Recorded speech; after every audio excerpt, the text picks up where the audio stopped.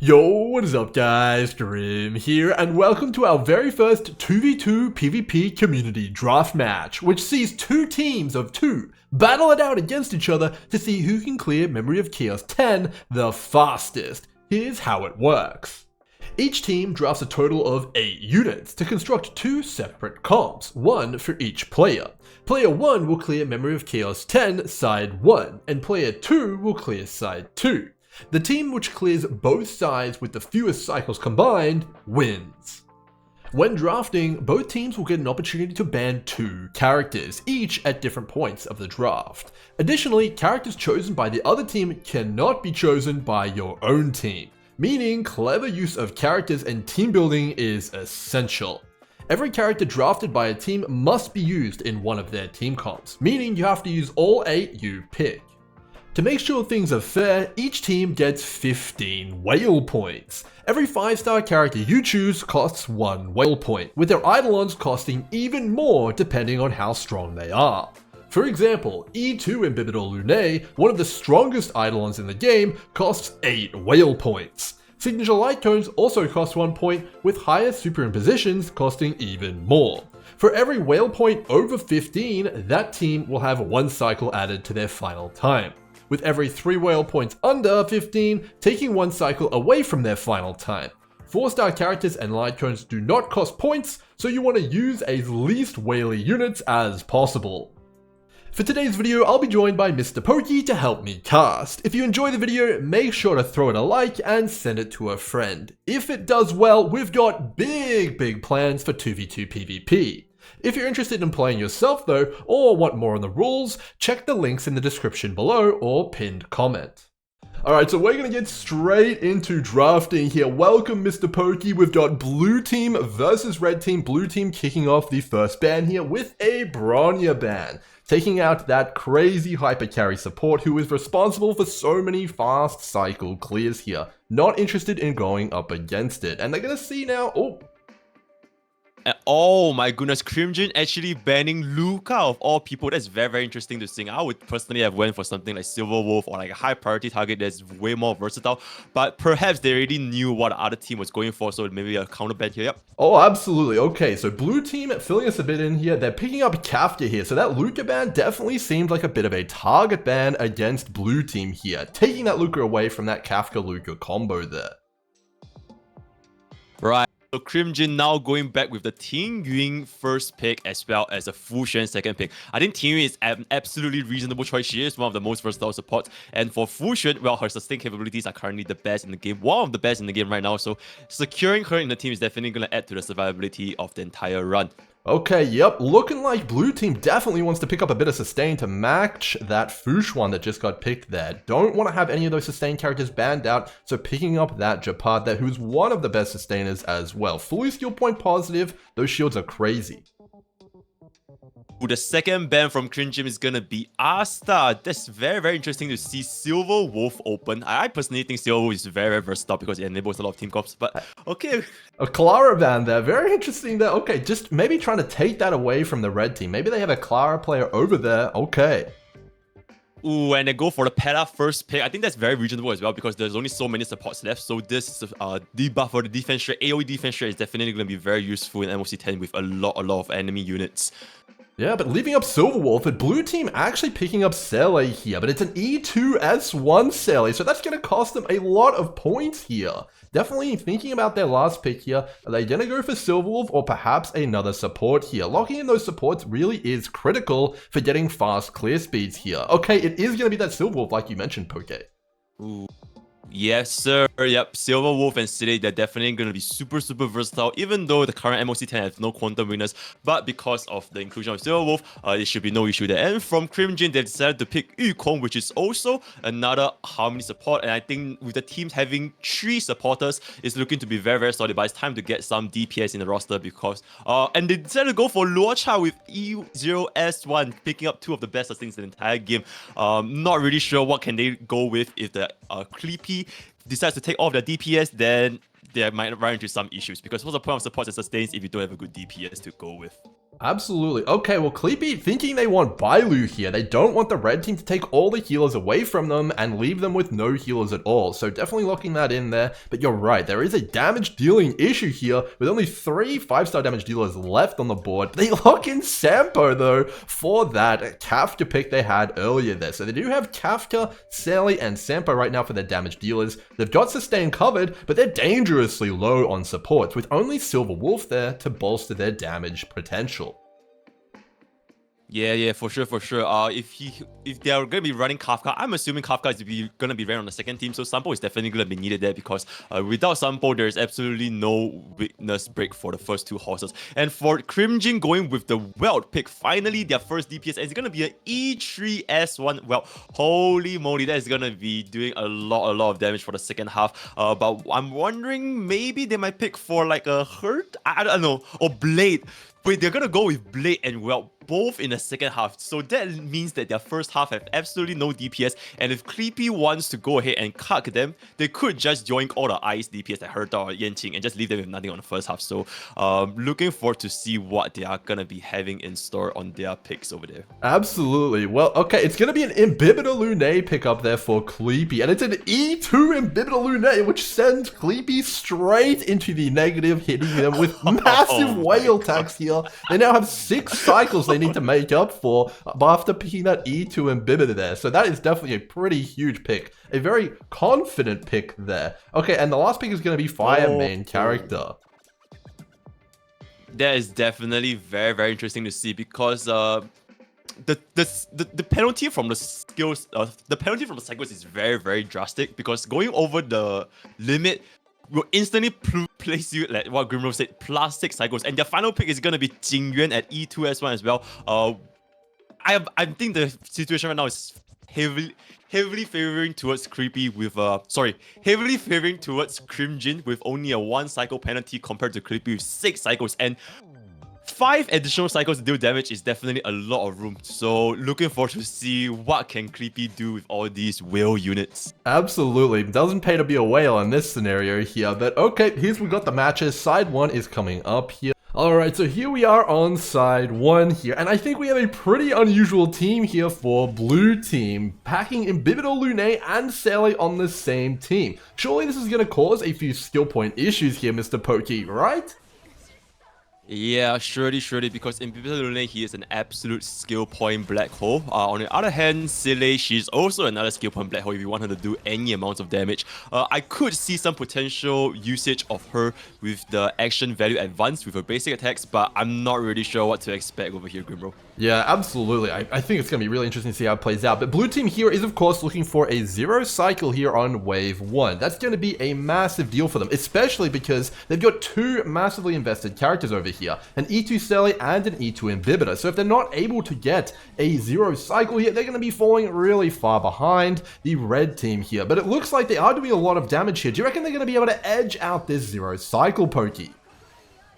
Yo, frankly speaking, Grimro, I think this is not gonna be the case because the Imbibitor Lune has absolutely no supporters with him right now, and there it goes, the wave 1 is gonna be gone. Yep, so it looks like they're now at 1 cycle here, but they've still got some time here to make up for things. But we've got Bailu here as the healer. Now, she is supported by Fire main character, which means she does have a few shields at her disposal here, but unfortunately, Bailu doesn't have access to a cleanse. And we've just seen the entire team's health be reserved here by the enemy. Do you think we're going to have any survivability issues here? Sally's already below half health.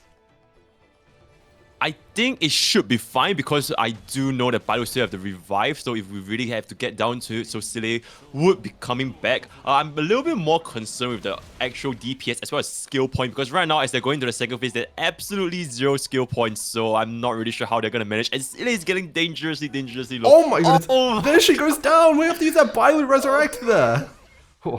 Oh my gosh, Imbibitor is very low as well though, jeez. Okay, so he does use the 3 Squama Sacrosanta stacks there, but there's still no skill points, and Bailu might have to heal here, right? Yeah, surely. If he doesn't heal here, they're absolutely gonna get demolished because Fire MC have absolutely no sustain whatsoever. Looking here, they're gonna go for, yeah, I think for now they should stabilize, but skill point is just such a big concern with this team that I'm not really sure how they're gonna make it out here before the 3rd cycle. Absolutely, we're seeing Sally having to use a basic attack there, which isn't what she's wanting to do, and Imbibitor having to take a turn off there and use a normal basic attack as well, just to ensure they're able to build up some skill points for a future Imbibitor Lune combo there. But Imbibitor does have his ultimate coming up, and this is E2. It cost them a lot of points, but this might be allowing them to get a bit of a faster clear here. They're currently at 2 cycles. Can they make it out in 3 here? From what I'm seeing, it might be possible because they do have 3 skill points in reserve, and once Silly uses her skill over here, Bailu can auto attack after Imbibitor Lune, so I think it might be fine, but I don't think it's quite enough. I don't think it's quite enough to actually get this here. Okay, he's gonna get the ultimate, and I don't think they're able to clear this round. I don't think they're gonna clear this round, people. Yeah, absolutely. I mean, they do have the Trotter there, which if they take out, will explode for a ton of damage here. But even with that advance forward from the ultimate, it doesn't look like they're going to be able to get it done here in 2 cycles. So we're going to have to go for another cycle here. But now the question is going to be, can they finish it off in 3? We're going dangerously low again here on Imbibitor Lune. We do have Sele's ultimate here as well. She's taking out that pig, getting a bit of damage in there. But we might have to see another heal from Bailu here. And Imbibitor Lune, even if he does get a turn here, he's gonna only have 2 skill points here to work with. And Sele just used another one there. Yo. Yeah, that's a huge ultimate on Silly, and I think they should be able to get this down within this cycle if nothing goes wrong. Actually, I take it back. I don't think they have enough skill points to actually go through, so I think they're gonna have to take another cycle after this one. Oof, definitely not what you're looking for here. Having to use so many heals on Bailu as well, really making things tough for this Imbibitor Lune here, not having the skill points he needs, having to use another normal basic attack there. And gonna finish that pig off though with Sele, building a few skill points up here, and this is a big ultimate here, which should finish the deal here, and lock in a 4 cycler here for blue team. Alright, so over to the red team here, we've got a team focused on Welt. They're bringing DPS Welt, accompanied by Fushuan here. They only have to beat 4 cycles here. But is DPS Welt really a good choice for side 1 here, Pokke? Is it what you would have brought, for example? Personally, Grimro, I'm quite surprised to see DPS Welt on the first cycle, because considering the fact that they have no imaginary weakness, the only thing being the pick, it might be a little bit rough to actually get down to the same amount of cycles required for a normal DPS. But then again, the other side did take quite a... Oh my goodness. Okay, the Welt ultimate actually got rid of so many DPS. Okay, that was actually really Holy, good. 70k! Oh, that is huge. That's okay. Crazy. I mean, maybe yeah, it does I was definitely surprised that, It might make a bit of sense, actually, because if you think about it, he does have Yukong here, which maybe has Planetary Rendezvous on her, which is a ton of imaginary damage here. And we're seeing a big combo coming off here. We've got a big Yukong ultimate. Oh, and yeah. Oh, is this going to be the Welt skill? This is going to be a big E. Oh, 80k! Yes, sir. That's absolutely the one. They actually managed to 0 cycle clear the very first stage, and now going on to wave 2, where things are looking very promising for Grimrogacha. Oh, absolutely. Okay, just short on getting that Trotter there in 1 hit, which would have been a big swing there, would have given Welt some extra energy and also done that explosion, but does finish it off with Yukong, so that's not too bad there. Just checking if the guard is going on with any effects there, and also checking out Fushuan's energy. He is going to go for the Matrix refresh there, and yep, looks like there's not going to be too many issues here with Team Yu's ultimate now available. But the question is going to be, can they beat that 4 cycle time? They've got 3 cycles to move around here. Is DPS Welt going to be able to do enough damage here, Pokke?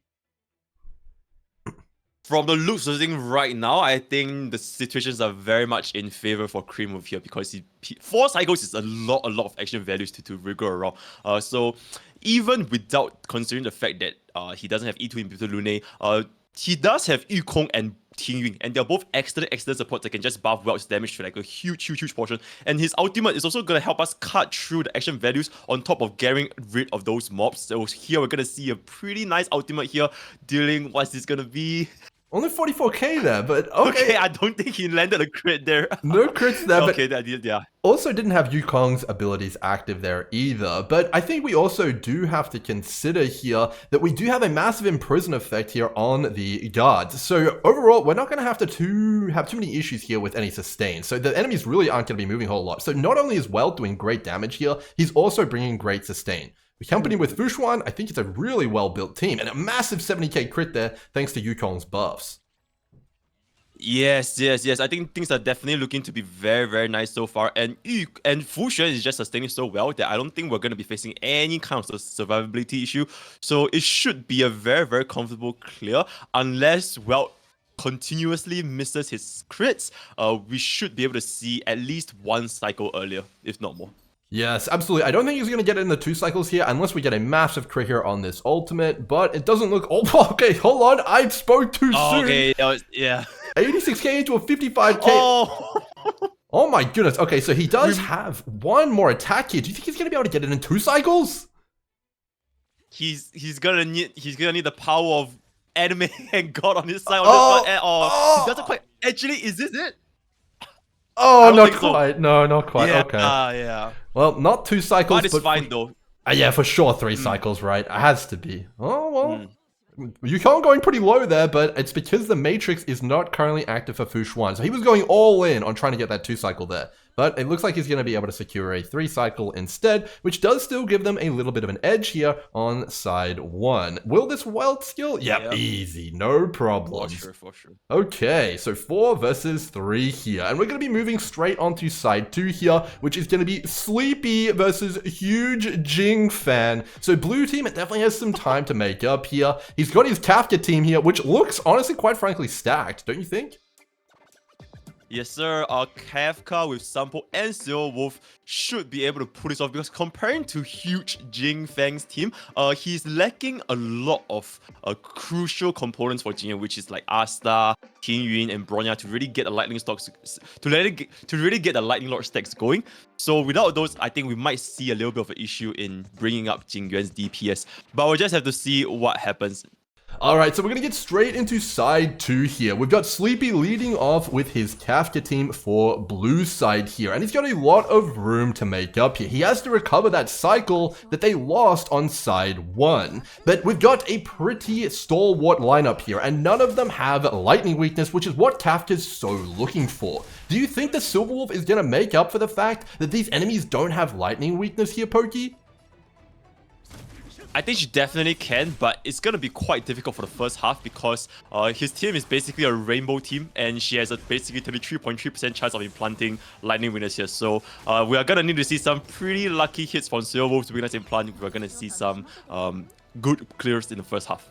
Absolutely, and these horses are targeting Sleepy's team like nobody's business here. The only way he's going to get out of this situation is by tanking up with Japad or trying to break one of these horses in time. Do you think it's better to go for some break here, or is it going to be better to just try and tank the damage with Japad?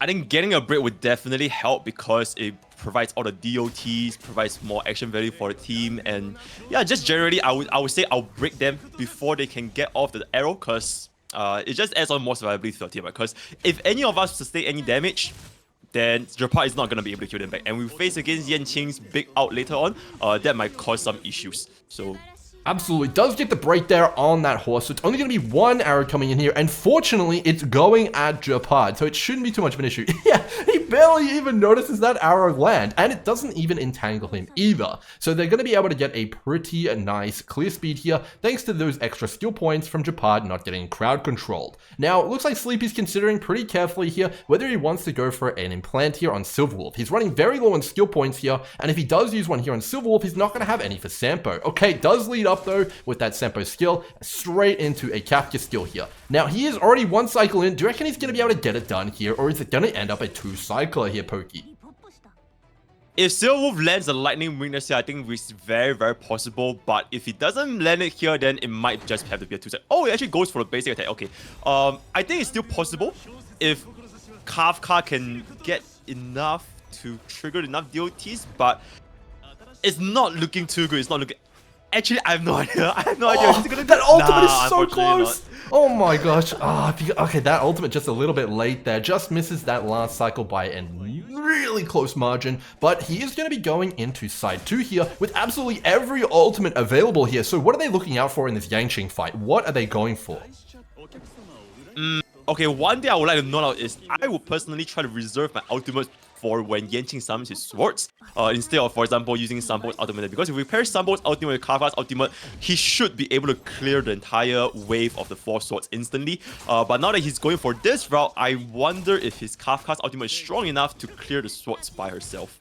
It might be the case. Well, here come those swords. Let's see. Okay, straight into that Kafka ultimate, just as you predicted. Is it going to be able to one-shot the swords? Oh my gosh, it does a ton of damage. Oh, with the pig going down, it does take out all the swords. Yes, sir. That's completely fine right there. And the pig's AoE damage definitely helped them to secure all the swords clear, and now it's looking to be very, very good for him. I don't even think we'll be able to see Yanqing's big sword ultimate, and he's probably gonna be dead within like 1 cycle max. Oh, absolutely. Okay, so that 1 cycle is coming up here though, and it is about to pass, so we are in 3 cycles total for blue team here. Kafka has taken a bit of damage, but it doesn't look like Sleepy is in any danger of dying at all. So it's all just gonna be trying to get Yanqing down here in this last cycle. Whoa, a big break there from Kafka. It's gonna come down to the wire though, it looks like. I think it's looking pretty good. As long as Kafka gets the skill into an ultimate, he should be able to clear Yanqing in this specific cycle. I don't think we'll be seeing any cycles before this. Yeah, so after this break and when Kafka uses a skill, this should be game. This should be game. Oh, there's an ultimate available there as well. So I think you're absolutely right. It's looking like it's going to be a 3 cycle here for Sleepy, which is definitely an incredible time for side 2. Alright, here we are on the final match of this session here. Huge Jing fan has to bring it home for the red team here. He has his signature pick, which is Jing Yuan, and he does have Blade as well. I think he's got a pretty good shot at getting a fast clear speed here, but what do you think, Pokke? There's not really too much lightning weakness here on the first side, and he's dangerously low on supports as well. I think it should be fine. I would dare say that Blade is gonna be the one doing the majority of the damage, since both of them are all weak to wind, as well as Kafka. As well as Yanqing. And Jing Yuan not having Lightning Lord stacks is gonna be a little bit of a concern because he doesn't have any speed buff and doesn't have any extra turn from like Bronya and the likes. So I think the MVP of this match, even though the player's name is Huge Jing fan, it might actually be Blade. Well, we did just see an 80,000 Lightning Lord hit there and a 61,000 Lightning Lord ultimate. So it does look like Jing is providing at least some damage here, but maybe it's actually going to be a bit of a brothers in arms situation here with Jing and Blade doing damage together. So we do see a massive Blade ultimate coming out here, taking out one of those horses here. Looks like they're not going to have to deal too much with that break there because Luocha is going to make it so that Oro is no longer available there for that horse. It's looking like a pretty fast clear here though. Do you think it's gonna be a 1 cycler? Oh no, Jing! What? No! Oh no. Oh no, the Lightning Lord is gonna get pushed all the way back, and there's just such a massive defense. Oh my god, it's getting dangerously low. Oh no. And Lightning Lord just got pushed all the way back, completely missing the window of opportunity there to just get rid of, to just do tons of damage. Right now, I think he has to just make use of Blade and try to clear this within the next cycle because he's not going to be able to do it in this cycle. Yep, okay. It looks like it's going to be a little bit of a slower clear for Huge Jing fan, thanks to that unfortunate arrow entangling his main character there, but definitely getting a pretty good amount of damage here. We have 2 Trotters there, which are going to be able to do a lot of damage. Oh, unfortunately, Blade also gets entangled there, so he's not able to get his follow-up attack straight away. Okay, alright. That's completely fine though because Lightning Lord unfortunately spread the damage across 3 units and none of them actually gets killed because of the RNG factor here, but it's completely fine once the pig dies and he should go into the next stage with all his ultimates up. Yeah. Definitely a little bit behind Sleepy here though. Sleepy was able to get that first one done in 1 cycle, but Huge Jing fan only getting it done in 2 here. But we do have a bit of time to make up here, hopefully on the second side. And we're going to be looking at a big ultimate here, hopefully from Blade. Yep, looking pretty good. But the priority here is taking out those swords. What is the strategy going to be here for getting rid of those swords, Pokke? I think with Jing Yuan's skill into an ultimate, we should be able to get rid of the swords pretty easily since they're all AoE targets. Yep, this ultimate should definitely kill the swords. But we do need to make sure that Lieutenant Yanqing's weakness bar is gonna get broken by Jing Yuan here. Ooh, that's pretty nice. But I think we're still gonna be a little bit behind compared to the previous battle. Yes, absolutely. Are we going to see a massive Yanqing sword attack here though? Because Luocha doesn't have the shields of Japad or the protection of Fushuan. Is it going to be okay? Are we going to survive a massive Yanqing attack here if we're not able to get this breakdown in time? I think it's gonna be coming down to whether Lightning Lord can come up fast enough. Because if he doesn't come up fast enough, we might not be able to see this break. But we just have to see whether Blade's enhanced attack into an ultimate as well as Luocha's ultimate can cause a break. But it's gonna be very, very close. Absolutely. Okay, well, it looks like Blade... Oh, he gets frozen! That is a bit unfortunate there. The break bar might be coming into effect here if we're not careful. But, okay, big follow-up into an ultimate. And we do also have a little bit more break coming right after this. So it looks like we are going to get the break on Yangqing. But the cycles are ticking down here. We're already at 3. Huge Lightning Lord comes in, getting a bit of damage there. Okay, looks like we're not going to be able to make it. Enough. Yes. Oh, no. Yes, it's not quite enough. Well, looks like it's going to be a 4 cycle here from Huge Jing fan, and it's going to come down to how that tax ended up in the draft. Are they going to win or lose based on the units they picked? Well, blue team certainly picked some pretty expensive ones, if I recall, right, Pokke? Yes, sir, but I'm a little bit concerned whether the team can even survive this extremely big Yanqing ultimate that's coming right up unless he does something to prevent this. I don't think it's... Oh my god, he's gonna get hit. Oh, the Trotter actually killed him right before he can get his ultimate. That's absolutely insane for very, very clean. Okay, yeah. Okay, well, on side 1, blue team cleared in 4 cycles, and red team cleared in 3 cycles. On side 2, blue team cleared in 3, and red team cleared in 4. So it's literally a dead heat! Exactly even here. But when we factor in the draft penalties, blue team had a 6 cycle penalty, and red team only had a 1 cycle penalty. So Grim Jing wins! The general is very, very pleased. Thank you so much for joining me, Mr. Pokke, and hopefully everyone enjoyed the match.